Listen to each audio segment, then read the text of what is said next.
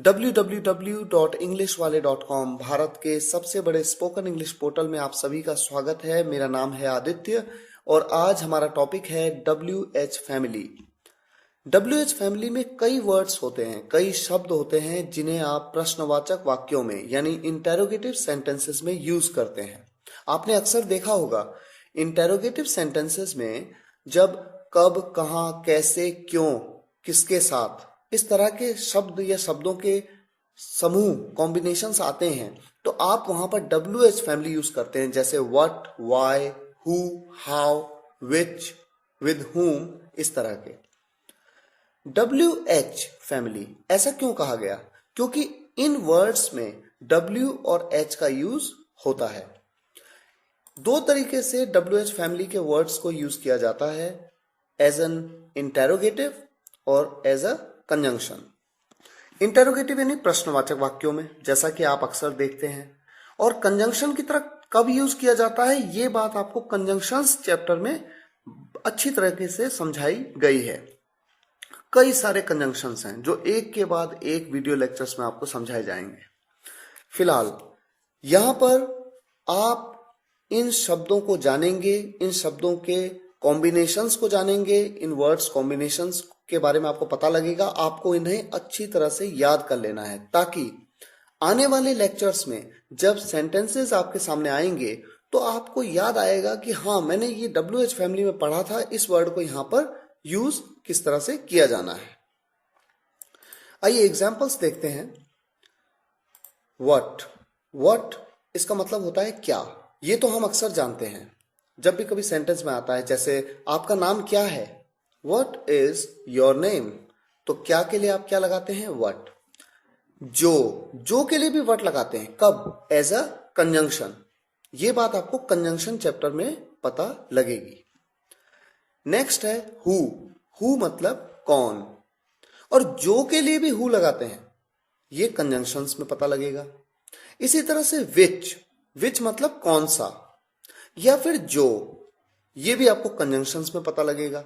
अब देखिए, आपने देखा हु के आगे ब्रैकेट में L लिखा हुआ है और विच के आगे ब्रैकेट में NL लिखा हुआ है। थोड़ा समझ जाइए कि इनका मतलब क्या है। L मतलब लिविंग मतलब सजीव, NL मतलब नॉन लिविंग का क्या मतलब होता है, निर्जीव। यानी सजीव के साथ हु लगेगा और निर्जीव के साथ विच लगेगा। इसी तरह से हुज मतलब किसका या जिसका, ऑफ विच मतलब किसका या जिसका। आप बिल्कुल निश्चिंत हो जाइए, आपको यहां पर सिर्फ इन्हें याद करना है, क्योंकि आने वाले लेक्चर्स में जब सेंटेंसेस सामने आएंगे आपको अपने आप समझ आ जाएगा कि कहां पर हु लगना है और कहां पर विच, कहां पर हुज लगना है और कहां पर ऑफ विच। फिलहाल आप इन्हें याद कर लीजिए। वेयर मीन्स कहां या फिर जहां। हुम मतलब किसे, जिसे, किसको या जिसको। नेक्स्ट स्लाइड में देखते हैं। फ्रॉम वेयर मीन्स कहां से, जहां से। फॉर व्हाट किस लिए, जिस लिए। व्हाट फॉर किस लिए, जिस लिए। किस लिए के लिए फॉर व्हाट और व्हाट फॉर दोनों का यूज किया जाता है। इसी तरह से जिस लिए के लिए भी दोनों का यूज किया जाता है कंजंक्शंस में। नेक्स्ट है सिंस व्हेन मतलब कब से। किसी निश्चित समय से जब पूछा गया हो तब सिंस व्हेन का यूज किया जाता है। और अगर अवधि के बारे में पूछा हो तो फॉर हाउ लॉन्ग का यूज किया जाता है। और फ्रॉम व्हेन का भी वही मतलब है, कब से, इसे भी यूज किया जा सकता है। देखिए समझिए, मान लीजिए मैं आपसे पूछूं आप कब से खाना खा रहे हो। अगर मैं निश्चित समय के बारे में पूछ रहा हूं तो मैं सिंस व्हेन का यूज करूंगा, और सिंस व्हेन का अगर यूज करूंगा तो आपका उत्तर यानी आपका रिप्लाई भी निश्चित होना चाहिए।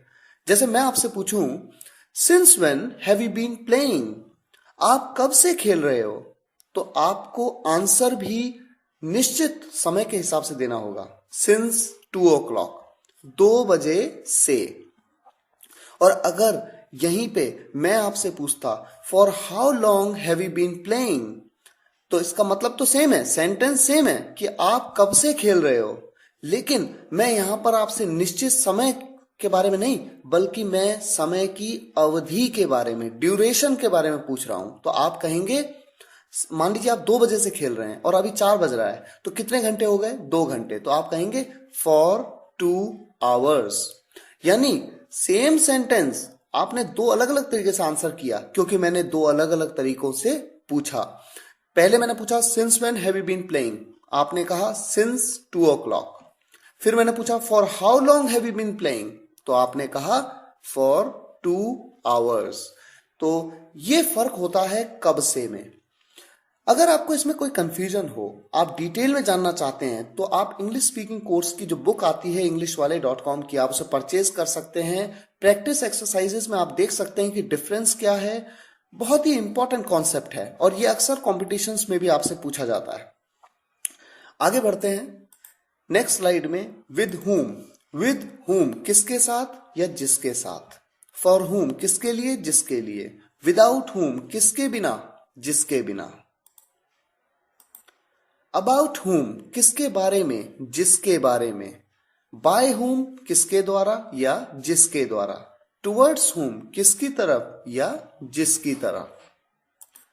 Next slide. हाउ कैसे या जैसे। अंटिल व्हेन कब तक या जब तक। मैं मान लीजिए आपसे पूछूं until when are you here, आप कब तक यहां हो। Until when are you here. तो यहां पर अंटिल व्हेन का यूज किया जाएगा। आप इन्हें रट लीजिए, ढंग से याद कर लीजिए। हाउ मैनी का यूज कब किया जाता है, कितने या जितने। काउंटेबल के साथ। काउंटेबल मतलब गणनीय, जिन्हें गिना जा सके। ये बात आप काउंटेबल नाउन के वीडियो लेक्चर में अच्छी तरह समझ सकते हैं। हाउ मच कितना या जितना। अनकाउंटेबल के साथ अगणनीय, जिन्हें गिना नहीं जा सकता। जैसे फॉर एग्जाम्पल एक ओवरव्यू मैं आपको दे देता हूं। मान लीजिए आप कहें कितने पेन, हाउ मेनी पेन्स, क्योंकि पेन को आप गिन सकते हैं। कितनी किताबें, क्योंकि किताबों को आप गिन सकते हैं, तो आप कहेंगे हाउ मेनी बुक्स। अगर मैं कहूं कितना पानी, पानी को आप गिन नहीं सकते। 1 पानी, 2 पानी, 3 पानी, 4 पानी, इस तरह से आप गिन नहीं सकते। तो आप कहते हैं हाउ मच वाटर।